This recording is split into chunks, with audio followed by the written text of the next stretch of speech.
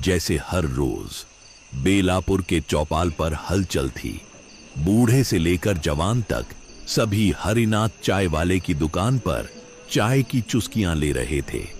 लेकिन आज एक अजीब सी कमी थी। अरे गोपाल दा कहाँ गायब हो गया? रोज सबसे पहले आकर बैठता है, आज तो दिख ही नहीं रहा। सच कह रहे हो भाई, गोपाल दा इतनी देर कभी नहीं करता। कहीं तबीयत तो नहीं बिगड़ गई? वो अकेला रहता है ना, इसलिए मन में डर लग रहा है। उसके बिना तो ये चौपाल सूनी सूनी लगती है। बातों बातों में सभी के चेहरे पर चिंता साफ दिख रही थी। गोपाल दा, जो कभी किसी के दुख सुख में पीछे नहीं रहता, आज खुद न जाने कहां खो गया था। अच्छा चलो, हम ही उसके घर होकर आते हैं। हाँ हाँ चलो। हाँ ये लो, अदरक इलायची वाली गरम गरम चाय भी साथ ले चलते हैं। वैसे भी शाम की चाय तो उसके बिना अधूरी लगती है ना? सही बात है, उसके बिना शाम की चाय अधूरी लगती है। रामू और महेंद्र हाथ में चाय लिए तेज कदमों से गोपाल दा के घर की ओर बढ़ने लगे, मानो वहां कुछ अनकहा उनका इंतजार कर रहा हो।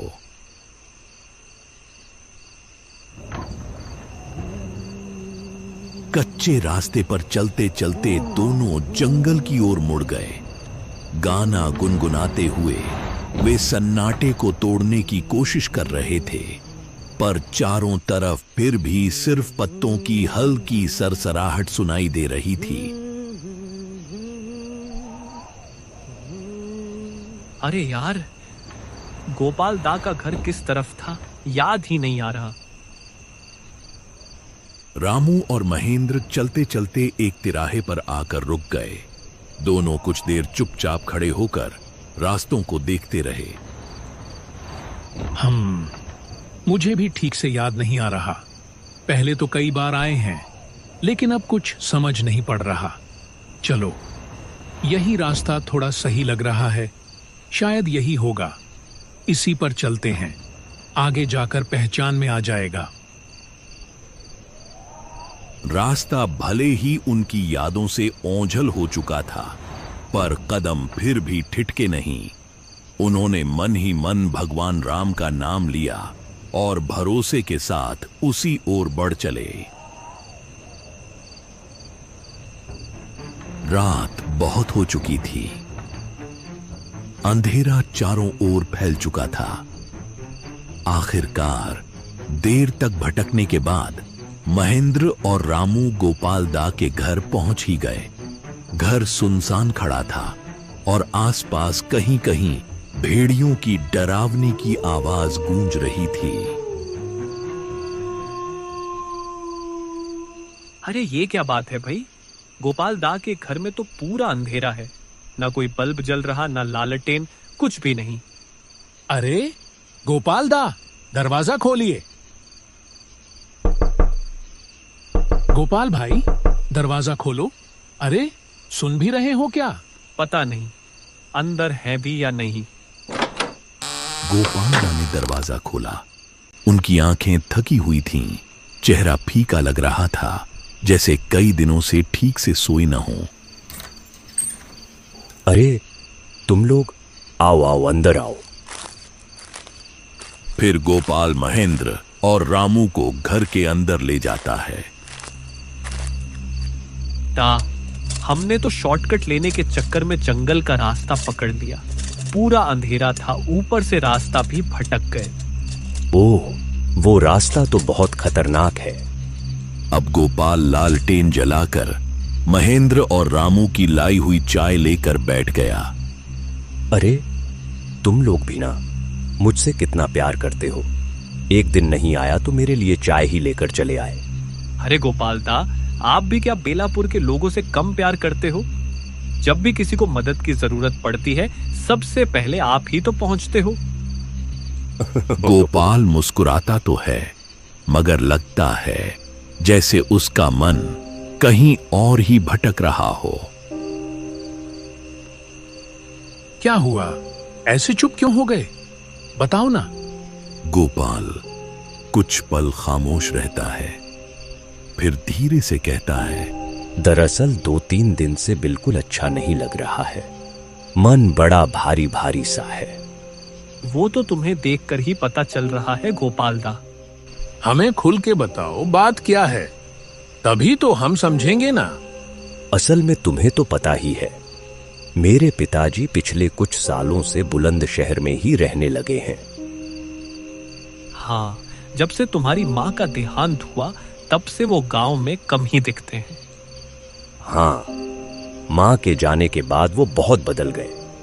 पहले हर त्योहार, हर मौके पर सबके बीच रहते थे, लेकिन फिर अचानक जैसे सबसे दूर हो गए। काम में ऐसे उलझ गए कि यहां रुकते ही नहीं, बस काम से आते और फिर चुपचाप बुलंदशहर चले जाते। माँ का जाना उन्हें अंदर से तोड़ गया होगा। अकेलापन हर किसी को बदल देता है। और अब ये चिट्ठी देखो, बस इतना लिखा है, जल्दी आओ, बहुत जरूरी है। बस इतना ही, और कुछ नहीं? यही तो मुझे खाए जा रहा है। पिताजी कभी अपने लिए नहीं बुलाते, हमेशा यही कहते हैं, तुम लोग अपना काम करो, मैं ठीक हूं। और अब अचानक ये बुलावा। गोपाल, शायद इस बार उन्हें सच में तुम्हारी जरूरत हो। हाँ, कल सुबह हम तीनों साथ चलेंगे। चाहे जो भी हो, पिताजी को अकेला नहीं रहने देंगे। बिल्कुल सही कहा। चलो फिर कल सब साथ निकलते हैं बुलंदशहर। इतना कहते ही मानो गोपाल के दिल पर रखा बोझ एकदम से हल्का हो गया। और हाँ, वहां पहुंचकर पिताजी से मिलने के साथ साथ थोड़ा घूमना फिरना भी हो जाएगा। कई दिन हो गए गांव से बाहर निकले ही नहीं। सही कह रहा है। जब से ये खेत खलिहान और रोज का वही कामकाज, अब तो मन भी बदल जाएगा। ठीक है, चलो, लेकिन याद रखना, असली वजह पिताजी हैं, बाकी सब बाद में। अब और कुछ नहीं, बस कल जा ही रहे हैं। और हाँ, तुम्हारे पापा के हाथ का बना मटन भी खाएंगे। याद है ना कैसे बचपन में हम तीनों साथ बैठकर खाया करते थे? गोपाल के चेहरे से जैसे अब चिंता के बादल हट चुके थे। उसके होंठों पर हल्की मुस्कान थी और आंखों में ढेर सारा सुकून। मैं बहुत खुशनसीब हूं जो मुझे तुम दोनों जैसे दोस्त, भाई के रूप में मिले। पापा से भी यही कहूंगा, एक बार वापस बेलापुर आकर रहो। फिर कोई इस गांव से मौत से पहले जाना नहीं चाहेगा। हाँ गोपाल भाई, अब कोई दुख की बात नहीं, बस खुशियों की बातें होंगी। अब देखो ना, कल सुबह हम निकलते हैं और उन्हें गांव वापस लेकर ही आएंगे। चलो चलो, देखते हैं ला पाते हो या नहीं।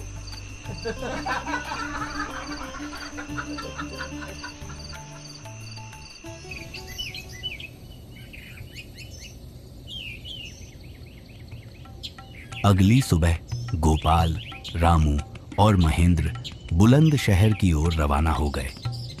गोपाल के मन में बहुत खुशी थी।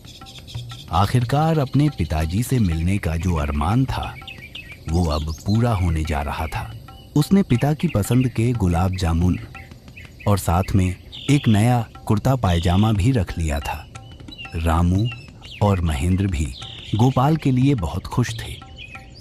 आजकल जहां सगे भाइयों के बीच भी रिश्ते अच्छे नहीं रह पाते, वहां ये तीनों, जो एक माँ के बेटे भी नहीं थे, फिर भी असली भाइयों से बढ़कर साथ खड़े थे।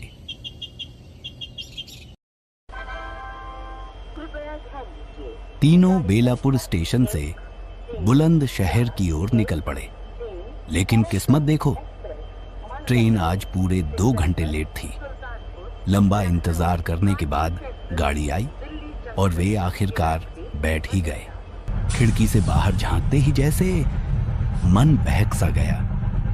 दूर दूर तक फैले हरे भरे खेत, कहीं चमकता हुआ पोखर तो कहीं घने पेड़ों की कतारें, और इन सब के पीछे नीले धुंधलके में लिपटे पहाड़ जो मानो आसमान से बातें कर रहे हों। सफर की थकान के बीच दिन ढलकर शाम हुई और फिर धीरे धीरे रात में बदल गई। फिर ट्रेन धीरे धीरे बुलंद शहर स्टेशन पर आकर रुकी।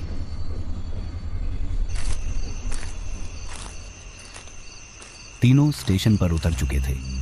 प्लेटफॉर्म पर सन्नाटा था। बस कभी कभार हवा की सीटी सी सुनाई दे रही थी।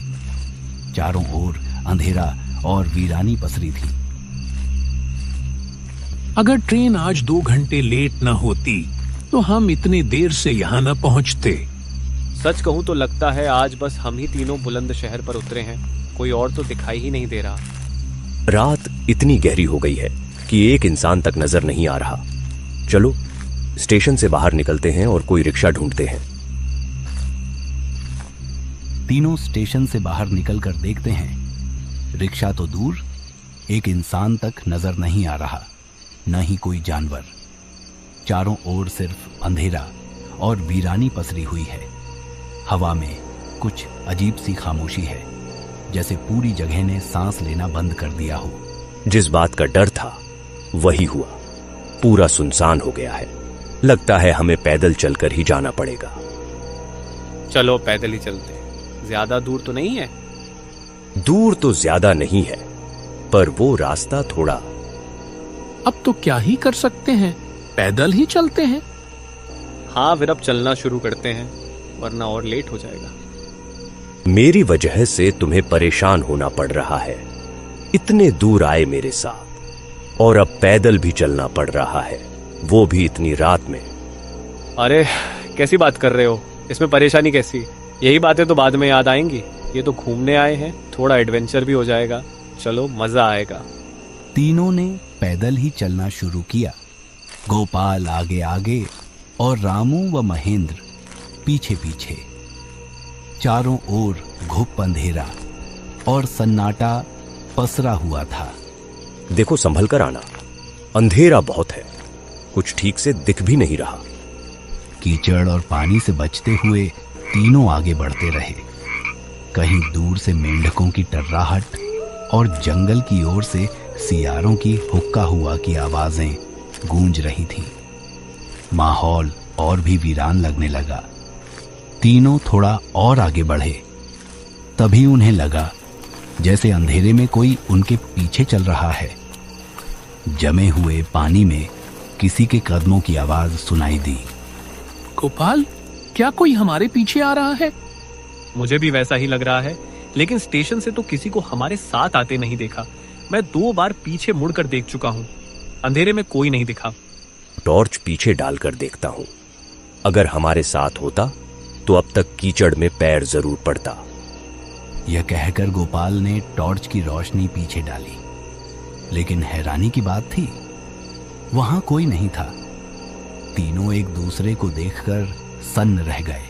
लगता है जो भी था किसी और रास्ते से चला गया। शायद। चलो आगे बढ़ते हैं। वे फिर से चल पड़े, लेकिन कुछ ही दूरी पर फिर वही आवाज, जैसे पानी में कोई कदम रख रहा हो। इस बार आवाज और भी पास से आई। अब तो ऐसा लग रहा था कि जो भी है उनके बिल्कुल पीछे ही है। एक पल को रामू को महसूस हुआ कि उसके कंधे के पास किसी की ठंडी सांस पड़ी हो। रास्ते पर चलते चलते तीनों ने नोटिस किया, बुलंद शहर के सारे घर अंधेरे में डूबे थे। ये क्या, सब इतने जल्दी सो गए क्या? यही तो अजीब है, ये जगह मुझे ठीक नहीं लग रही। जल्दी जल्दी चलो। इतने में तीनों ने साफ साफ सुना, अंधेरे में डूबे घरों के भीतर से हंसी की हल्की आवाज, मानो कोई फुसफुसाकर कुछ कह रहा हो। तीनों की रफ्तार और तेज हो गई। डर के बावजूद वे भागते भागते गोपाल के पिताजी के घर के पास पहुंचे, लेकिन वहां भी हाल वही था, पूरा घर अंधेरे में डूबा हुआ। गोपाल आगे बढ़कर दरवाजा खटखटाने ही वाला था कि ठीक उसी समय दरवाजा अपने आप खुल गया। तुम लोग आ ही गए। आओ, अंदर आओ। तीनों चौंक गए, जैसे पापा को पहले से ही पता था कि वो लोग आने वाले हैं। गोपाल तुरंत पापा के चरणों में झुक गया, प्रणाम किया और गले से लग गया। उसी पल उसके पूरे शरीर में सिहरन दौड़ गई। पापा का शरीर बर्फ जैसा ठंडा था। रामू और महेंद्र ने भी प्रणाम किया और वहीं ठंडक महसूस की। आओ, तीनों अंदर आओ। पापा, आपकी तबीयत ठीक है ना? ये चेहरा एकदम सफेद और आंखें एकदम लाल हो गई हैं। ठीक से खाना नहीं खा रहे हो ना? मैंने कितनी बार कहा था मेरे साथ बेलापुर चलिए, लेकिन आप तो यहीं रहने पर अड़े रहे। नहीं बेटा, अब कहीं और जाने का समय आ गया है। तेरे इंतजार में ही था। क्या मतलब पापा? बताऊंगा मेरे बच्चे, सब बताऊंगा। अब वक्त तो आ ही गया है। अच्छा, ये देखो, आपके लिए क्या लाया हूं मैं। आपकी पसंद का गुलाब जामुन और साथ में कुर्ता पायजामा भी लेकर आया हूं। पापा कुछ देर तक बस उन चीजों को देखते रहे, फिर उनकी आंखों से आंसू बहने लगे। ये क्या पापा, आप रो क्यों रहे हैं? जब भी मैं आपके लिए कुछ लाता हूं, आप ऐसे ही रो पड़ते हैं। छोटा बेटा लाए तो ऐसा ही होता है, पर अब इन चीजों की मुझे जरूरत ही क्या? क्या? ऐसे चुप क्यों हो गए? बोलो ना। नहीं, कुछ नहीं। चाचा, गांव इतना सुनसान क्यों है? पिछली बार तो हर घर में बातें और हंसी ठिठोली हो रही थी। अब सब जैसे जल्दी सो गए हों। हाँ बेटा, सब सो ही गए हैं। इतने में महेंद्र ने खिड़की की ओर नजर डाली। उसे ऐसा लगा मानो कुछ मुर्दा जैसे साए घर के आसपास मंडरा रहे हों। तुम लोग बैठो, मैं चाय बनाकर लाता हूं, फिर बातें करेंगे। पिताजी अंधेरे की ओर रसोई में चले गए। तीनों घर और रसोई की हालत देखकर हैरान थे। जो आदमी अकेले रहकर भी घर को हमेशा साफ सुथरा रखता था, आज उसी घर में धूल, अंधेरा और मकड़ी के जालों के सिवा कुछ भी नहीं था। अरे भाई, चाचा गुलाब जामुन तो यहीं भूल गए। हाँ, चलो रसोई में दे आते हैं। चाचा की थोड़ी मदद भी कर देंगे। महेंद्र और रामू दोनों रसोई की ओर बढ़ते हैं, लेकिन अंदर जो नजारा वे देखते हैं उससे दोनों वहीं के वहीं जम जाते हैं। चूल्हे के सामने कोई साया बैठा था। उसका शरीर जैसे कटा पिटा हो, चारों ओर खून बिखरा हुआ। महेंद्र और रामू कुछ बोल भी नहीं पाते कि तभी गोपाल भी रसोई की तरफ आता है और वो भयावह दृश्य देखकर उसकी रूह तक कांप। ये कौन है? ये कहकर वो चिल्ला उठता है और एक पल की देर किए बिना तीनों घर से दौड़ते हुए स्टेशन की तरफ भागते हैं। वो मेरे पापा नहीं हो सकते, बिल्कुल नहीं, कभी नहीं। उनके साथ साथ चल रही थी कुछ काली परछाइयां। थोड़ा आगे बढ़ते ही तीनों देखते हैं कि कुछ मुर्दे रास्ते पर खड़े हैं।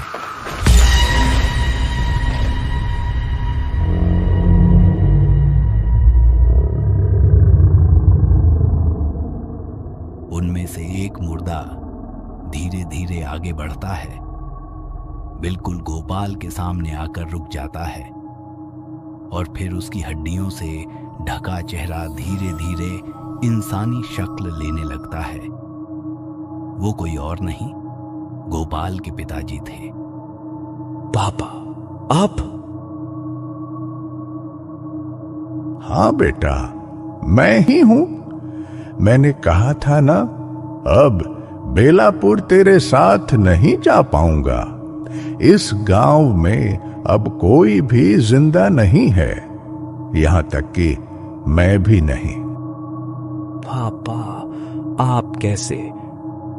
गोपाल जमीन पर बैठ गया। और जोर जोर से रोने लगा। बेटा, कोरोना की महामारी में सब मर गए, किसी का अंतिम संस्कार तक नहीं हुआ। इसलिए उनकी आत्माएं इस गांव में इधर उधर भटक रही है। क्या तुम मेरा अंतिम संस्कार करोगे? मैं और नहीं तड़पना चाहता। गोपाल बस रोए जा रहा है। रामू और महेंद्र उसे संभालने की कोशिश कर रहे हैं। बेटा, हर किसी को एक न एक दिन मरना ही है। शायद मेरी मौत भी ऐसे ही लिखी थी। पापा, आपने मुझे खबर क्यों नहीं दी? बेटा, कैसे बुलाता तुझे इस मुसीबत में? पंचायत में कितनी बार खबर दी गई महामारी खत्म करने की दवा भेजी जाए, पर जब तक दवा पहुंची तब तक आधे से ज्यादा गांव मर चुका था, और जो बच गए थे वो भी गांव छोड़कर चले गए। इसलिए जब सब कुछ खत्म हो गया तब तुझे बुलाया। पिताजी गोपाल के सिर पर हाथ रखते हैं। गोपाल बेटा, तुझे मेरा एक और काम करना होगा। तेरे सिवा मेरा अब कोई अपना नहीं है, इसलिए मेरे इस घर और जमीन को बेच देना और उस पैसे को बेलापुर के विकास में लगा देना। यही मेरी आखिरी इच्छा है बेटा। करूंगा पापा, आपकी सारी इच्छाएं पूरी करूंगा, चाहे कुछ भी हो जाए। चल बेटा, कितने दिनों बाद अब तेरी मां से मिलूंगा। तू अपना ख्याल रखना बेटा। फिर पिताजी का शरीर धीरे धीरे आसमान में घुल जाता है।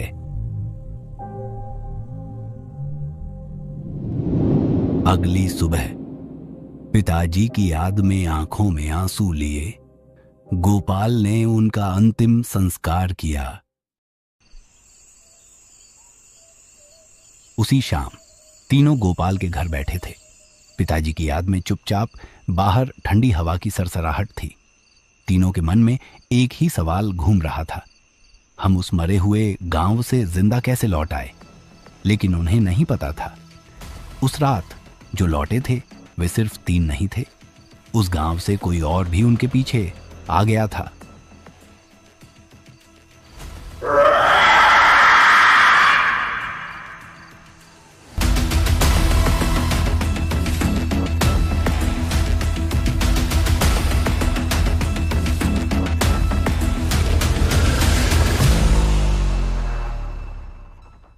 नमस्ते दोस्तों, मैं रामू और ये थी हमारी पहली वीडियो। आपको कैसी लगी कमेंट में जरूर बताना। पार्ट 2 के लिए चैनल को सब्सक्राइब करें, बेल आइकन दबाना न भूलें और वीडियो को लाइक और शेयर जरूर करें। फिर मिलेंगे ऐसी ही एक दूसरी कहानी में। तब तक के लिए अलविदा।